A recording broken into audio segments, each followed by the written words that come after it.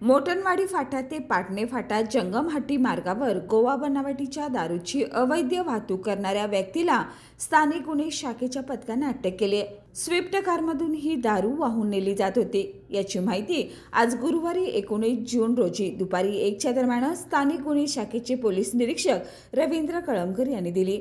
या प्रकरणात कर्नाटक राज्यातील बेळगाव जिल्ह्यातील किने बहादूरवाडी येथील लक्ष्मण सातेरी पाटील याला पोलिसांनी अटक केले।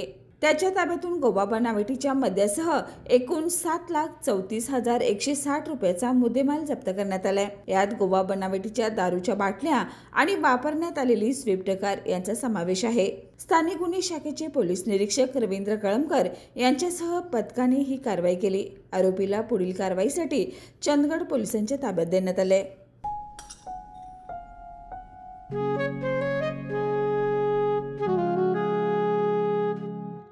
बाबा, आज येताना बासुंदी घेऊन या ना। अगं, कालच आपण आईचा वाढदिवस होता म्हणून आणली होती ना।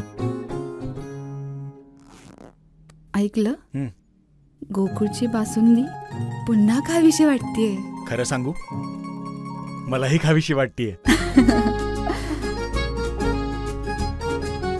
पुन्हा पुन्हा खावीशी वाटणारी गोकुळ बासुंदी।